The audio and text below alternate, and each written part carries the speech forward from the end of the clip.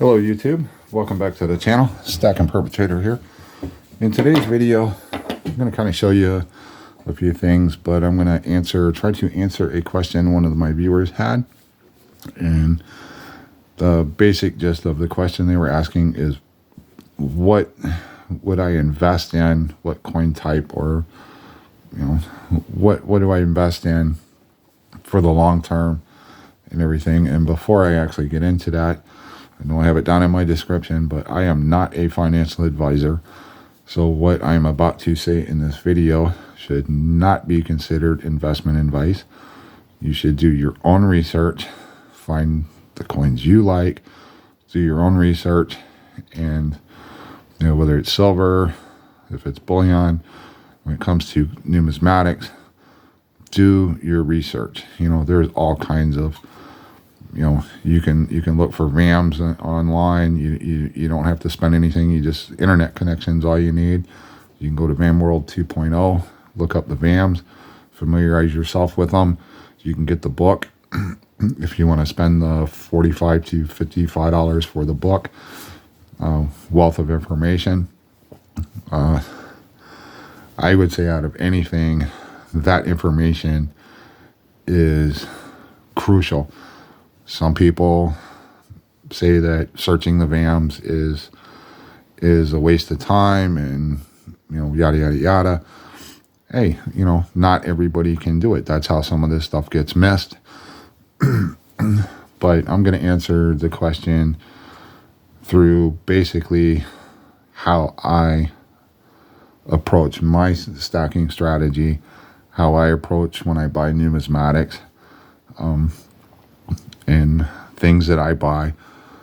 I've done many videos where I've said I do selective buying. I have, since the high premiums, I have focused more on numismatics with the high premiums, less on my stack. I still buy for the stack, but I more focus on numismatics because I think, my opinion only, I think the numismatics are the better play at the moment until those premiums come back down to where a reasonable price. I've been doing many videos showing my finding and IDing the VAMs that are in the top 100, hot 50. They're on the super class die elite list of 25 coins. I've showed many of those. I actually ID VAMs, which I'm going to be doing videos on, where the VAM doesn't give them a price bump at the present time. But I do still, when I get the coins at a deal, I can, I buy them knowing that there's something. I've already ID'd certain markers on the coin before I buy it. And then I do for me, it's getting really easy to do the VAM search now. A lot of times I can look at the markers and pull up the date, and I can basically just breeze through the list, and within 4 or 5 listings, I'm right on top of whatever the VAM is. So it's actually, some people think it takes a long time. Yes, in the beginning, but once you familiarize yourself with you try to familiarize yourself with all the key markers, or at least the basic markers, that gets you a good start, and then you can learn from there. You're not always going to hit the top 50. Or the top 100. You're not always going to hit a hot 50. I have been extremely lucky at that so far. I think I've only missed, out of what I've been buying, I think I've only missed on maybe 7 or 8 coins. But I still enjoy IDing the VAM that coin is. So when it goes in my collection, I'm not going to send those in to get the attribution. I would just keep them in my little slab protectors, and then I'll stick the sticky on there with the information of what VAM that coin is, put it away. If that coin ever happens to hit the top 100 or hot 50 or becomes popular, or if somebody's looking for that specific VAM for their collection, I can go through, pull it out, maybe make a few bucks. The top 50, the top 100, the hot 50s, I will be sending those in to get the attribution on the ones where I get a significant, like $100 or more bump. I actually have, I think I'm up to 7 right now that get $100 or more bump in price. So I'm going to after late November or late October, early November, I will be getting the best 8 value-wise for me, and I will be sending those off to see how I do. I will do a video when I select those and get everything ready to send off, and then when they come back, we'll open them up and see how I did. But let's get into, I mean, when I say selective buying, I'm looking for stuff when I go to the coin store or I'm buying online. I'm looking for the lowest price possible. I'm looking for anything that has automatic built-in equity. And by that, what I mean by built-in equity, it means if I pay like maybe I'm looking at something in the generic bin, but I already know that it's selling on eBay for, man, I'm just going to throw a number out there. I'm not going to be exact on the number, but let's say generic, just throwing a number out there. Let's say generic silver is selling at 25 an ounce. Well, if I find something in that generic section for 25 an ounce, but I know from some of my research that that same round or bar or whatever it is selling on eBay for $50, or if it's a 2-ounce round that I'm paying $50 for, and it's selling on eBay for, you know, anywhere $90 to $100, well, that's $40 to $50 in value that I'm not paying for. I'm actually getting, when I pay the $25 or the $50 for that 2-ounce, 25 for the 1 ounce or 50 for the 2 ounce, and that 1 ounce is selling on eBay for $50 or $100, I've got it. As soon as I purchase it, I've got built-in equity. I've got that extra $50. If I choose to sell it, I know I can't go to another LCS or whatever, but I can sell it to a third party, or I can sell it on eBay, or, you know, what have you, or maybe go to a coin show and unload it and sell it off if I need the cash.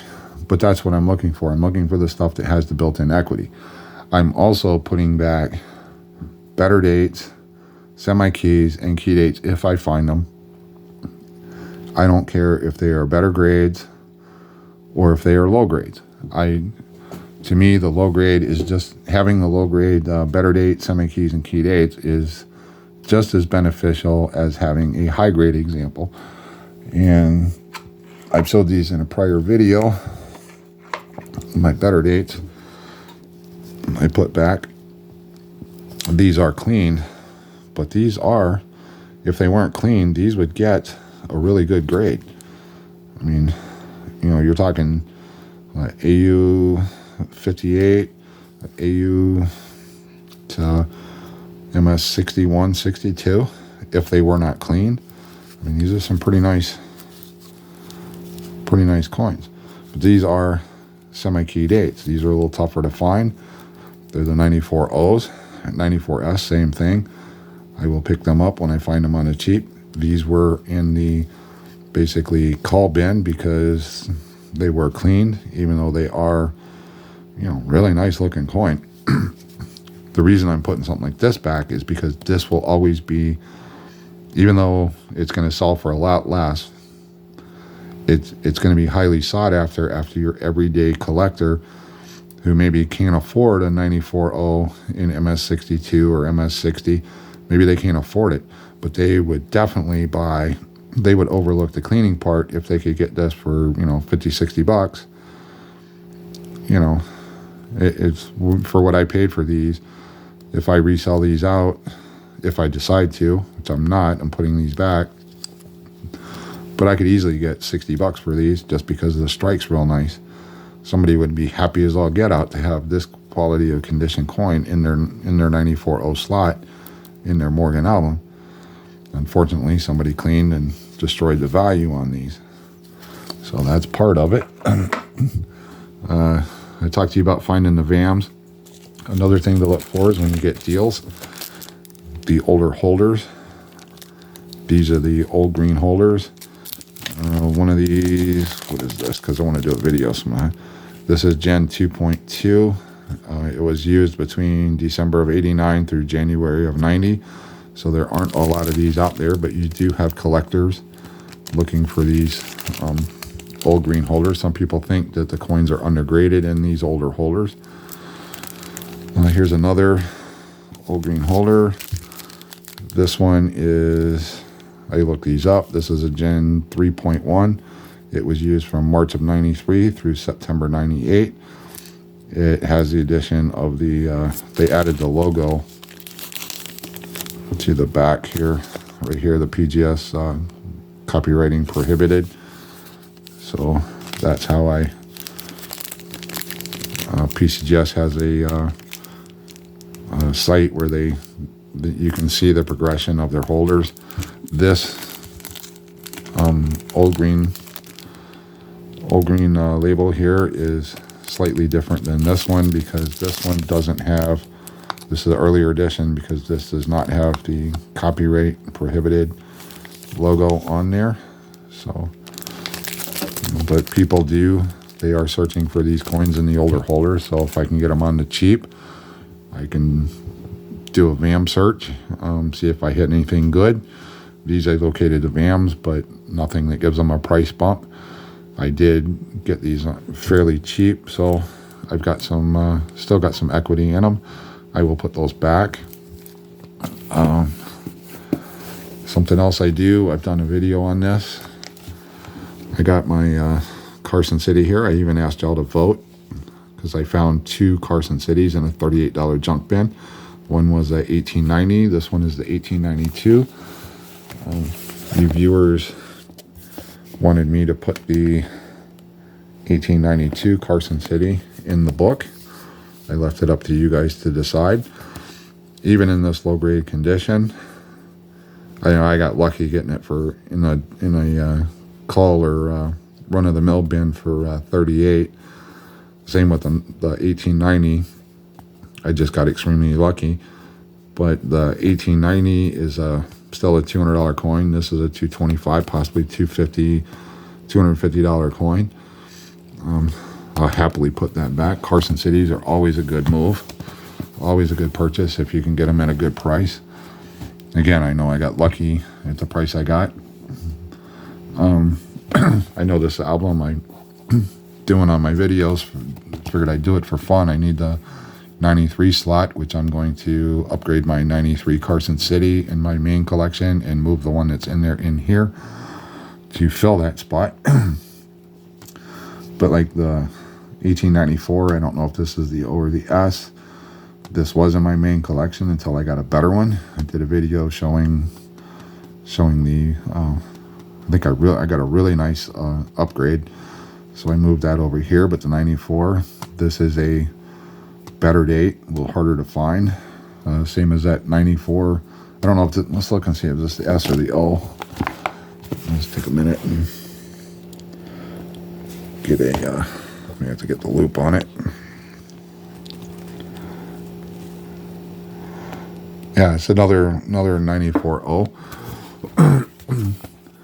As you can see, it is in really rough shape, but still it's going to be sought after by somebody trying to do one of their albums that can't afford a high grade, one that looks like the clean ones that I showed you, only not being cleaned.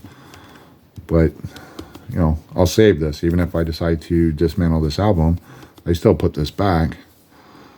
Same thing with this 95 here. You know, I'm putting the 95 back. That's another tough one, even in this rough, in this lower grade. That's still a sought after coin. Because if you're doing your albums, you need this. And 95, you only have your choice between the O and the S. So let's see what we got here. I can't remember. All right, this is the O. But for that 95 slot, unless you got the bucks to buy the proof, you only have 2 choices, a 95O or a 95S. Both of them are expensive when they get high grades. These lower grades, your average collector who may not be able to afford it in the condition, you know, in a high grade condition like this one, they're happy as all get out to get it in this kind of condition to fill that spot. So, you know, I'm starting to put some of the better stuff in this album. It's just for fun, but, you know, placeholders. And, but that's part of it. When it comes to my silver, I'll bring something out of the box and I'll skip the usual spiel. When it comes to silver for my stack, I kind of have the same, I follow the same thing. I'm looking for built-in equity. That's why when I say I'm doing selective purchasing, that's what I'm doing. I'm looking for stuff in the junk bins that have built-in equity. Like this intaglio round, these are selling for $90 or between $90 and $100. That's sold listings. That's not advertised price. That's sold listing. But this 2-ounce round design selling for $90. I paid, I think it was either 46 or 48 for this one. So I've got that built in at $90. I've got a $40 or $42 built-in equity. I'm already ahead. Now, granted, I have to sell it. I can't sell it back to an LCS. I have to sell it to a third party, or if I decide to ever go set up at a coin show, I can pull these out and sell them. But these are going in my permanent stack, so selling is not an option on these. It is there if I was to happen to need cash. I would sell these before I start getting into my main album collections. Here's another one from the Intaglio Mint. Same thing. Got this for junk bin price or generic bin pricing. 2-ounce round. And again, this is selling for eBay for, you know, $90 to $100 in sold listings. Very nice round. I have 3 others that I've showed you in prior videos. So when I bought these, the reason I snagged these up is because I knew I was getting that built-in equity that they're worth, you know, there's a value, a net value of worth that was more than what I was initially laying out. So, you know, that was like a no-brainer purchase. You pick that kind of stuff up. Doing the VAMs. What do I got? Oh, something like purchasing this off of, saw this listing. It had the Bugs Bunny features on it. I just did a video on this. This is one I will probably send in to get that attribution. I got it cheap. I think it has $100, depending on if it maintains a 63 or possibly get a 64. This will get $100 boost. Possibly a little more, but you know, $100 more than I paid is you know, some value that I want to, like Fish says, lock in that value. That's the kind of stuff I'm looking for. When I ID these VAMs, you know, got that one. I had these in order. There's a strike through on this 1890. I saw the strike through. People collect strike throughs. So when I got it, it was cheap enough. I can get, you know, this has built-in value because there's collectors for that strike through. 7A 1888 Hot 50 list. This is one that will get sent off. This one gets a pretty good price boost. So I'm looking for these things to, and this is just my way. This is not, I'm not telling you as an audience how to buy stuff or what you should be buying, but I'm just giving you examples of what I do with my selective purchasing. Another, you know, this one gets a pretty good boost too over what I paid for it in the top 100. Got this relatively inexpensive. You know, I do things like the album here, this page, semi-key, 1916 semi-key for the walkers, low grades, but they're highly sought after. They're getting harder to get. 16D, another semi-key date. 17D on the obverse, one of the better of the 17 series. 38D, we all know that's a key date. I have one in my main collection. I have one in the secondary set I put together, and then I have these 4 here. You know, things I think are good value if you can get them at the right price, or the cap bust half dollars. I'm putting a few of those back. That's my favorite design. Got some seeded dollars. Then I even have some low-grade barbers. But there's a 1905 better date. 1909 FS101. That's got an inverted S, so that I think that gets a pretty good price bump if I was to send that in. Here's a key date, low grade. It's 1914. It's one of the keys to the barber half dollar. I have a better one in my collection. This happens to be an extra. And then I think I recently picked up one more of those. I can't remember. I have some stuff I have to sort and go through. Go back. I have some, did a video on this, getting this out of the junk bin. It's 1869. Can't figure out if it's a Philadelphia or an S. It's a semi-keyed 8 to the seeded. As is, it's I got it in a junk bin. So this is the seeded quarter. Talk to my LCS. They say no matter what, as is, it's a $100 minimum coin as is, without knowing which one it is. If it winds up being the Philadelphia, then this would get a price bump to this. If we could prove it's a Philadelphia, this would be a $300 coin. If I prove it's an S, it would make it like a $150 coin, even in this condition. So, here's some more better date. 1907 S barber quarter, 1914 S barber quarter, semi-key date. And I already have these spots filled in the album, so these are just extras I run across.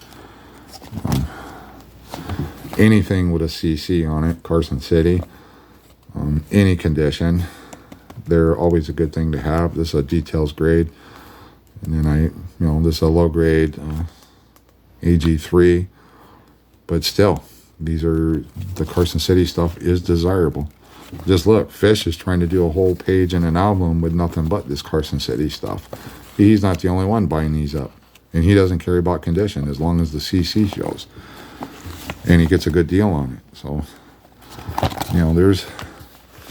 there's different ways to do this. You just have to decide what you like, what you want to get into, and then look for that, whatever it is you get into, look for the value plays where you're maybe searching for specific, like I'm doing the VAM searches.